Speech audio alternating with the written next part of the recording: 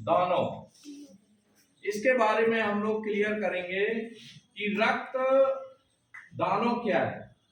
प्रकाश उत्पन्न करने वाले तथा प्रकाशमान खगोलीय पिंड को तारा कहते हैं। प्रकाशमान खगोलीय पिंड को तारा कहते हैं। एक अवस्था के बाद तारे मृत्यु की ओर अग्रसर हो जाते हैं। एक अवस्था के बाद तारे मृत्यु की ओर अग्रसर हो जाते हैं। इन्हें क्रमशः रक्तदानों, नोवा, श्वेत वामन आदि के नाम से संबोधित किया जाता है। और ये सभी सीमाएं और ये सभी दशाएं चंद्रशेखर सीमा पर आधारित हैं। चंद्रशेखर लिमिट या चंद्रशेखर सीमा पर आधारित है।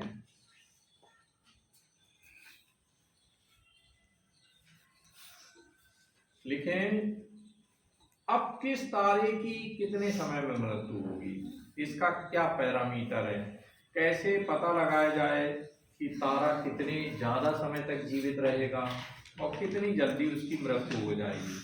नोट करें इस पॉइंट को कि यदि प्रारंभिक मात्रा सूर्य के द्रव्यमान के 1 तक होगी, यदि प्रारंभिक मात्रा सूर्य के द्रव्यमान के 1 तक होगी,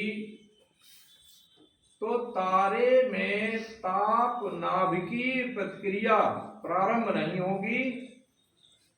तो तारे में ताप नाभिकीय प्रतिक्रिया प्रारंभ नहीं होगी और तारा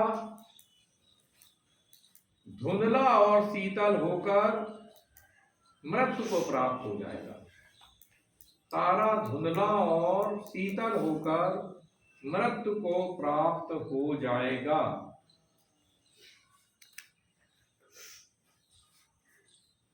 यदि तारे का द्रव्यमान सूर्य के द्रव्यमान के यदि तारे का द्रव्यमान सूर्य के द्रव्यमान के 1 से 1.4 तक होगा, 1 से 1.4 तक होगा, इसे अंडरलाइन करना है, तभी तारे में ताप नाभिकीय प्रतिक्रिया उत्पन्न होगी। तभी तारे में ताप नाभिकीय प्रतिक्रिया उत्पन्न होगी और तारा दीर्घ काल तक ऊर्जा मुक्त करता रहेगा। तारा दीर्घ काल तक ऊर्जा मुक्त करता रहेगा। एक स्थिति ऐसी आएगी जब तारे की हाइड्रोजन गैस समाप्त होने लगेगी। एक अवस्था ऐसी आएगी जब तारे की हाइड्रोजन गैस समाप्त होने लगेगी। अच्छा, एक प्रश्न आता है बार बार कि सूर्य में या विविध तारों में जो हाइड्रोजन हीलियम में बदलती रहती है, तो इसे क्या कहते हैं? नाभिकीय संलयन। शाबाश, नोट करें कि तारों के अंदर हाइड्रोजन हीलियम में बदलती रहती है। इस प्रक्रिया को नाभिकीय संलयन क्रिया कहते हैं। तारों में हाइड्रोजन हीलियम में बदलती रहती है, इस क्रिया को नाभिकीय संलयन क्रिया कहते हैं।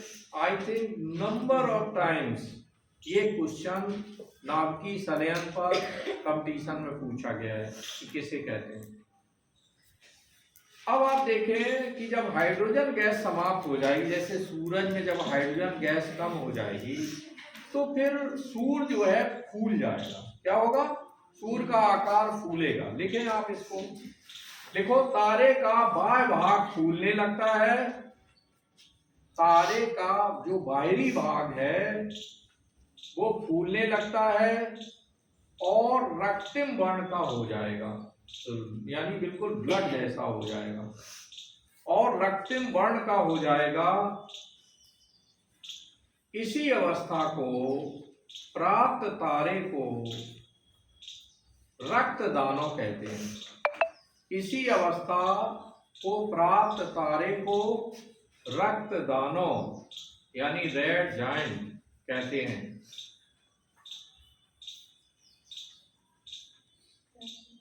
हाँ, आगे बढ़े। एक स्थिति के बाद तारा विस्फोट कर जाता है। एक स्थिति के बाद पहले रक्तदानव बनेगा, फिर इसमें विस्फोट हो जाएगा। एक स्थिति के बाद तारा विस्फोट कर जाता है।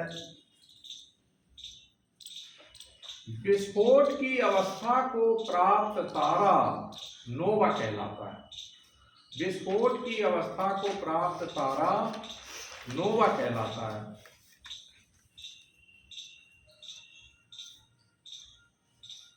नोवा कहलाता है। नेक्स्ट पॉइंट, विस्फोट के पश्चात तारे का बाहरी भाग अंतरिक्ष में प्रक्षेपित हो उठता है।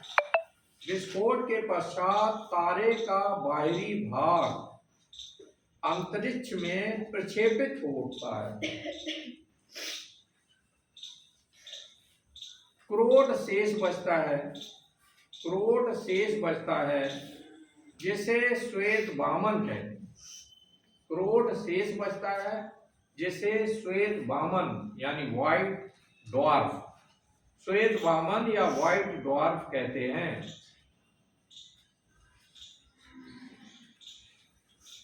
नेक्स्ट पॉइंट, श्वेत वामन की ऊर्जा भी कालांतर में समाप्त हो जाती है। श्वेत वामन की ऊर्जा भी कालांतर में समाप्त हो जाती है और तारे से प्रकाश निकलना बंद हो जाता है। और तारे से प्रकाश निकलना बंद हो जाता है। इस अवशिष्ट लघु काले पिंड को, इस अवशिष्ट लघु काले पिंड को कृष्ण वामन या ब्लैक ड्वार्फ कहते हैं। इस अवशिष्ट लघु काले पिंड को कृष्ण वामन या ब्लैक ड्वार्फ कहते हैं।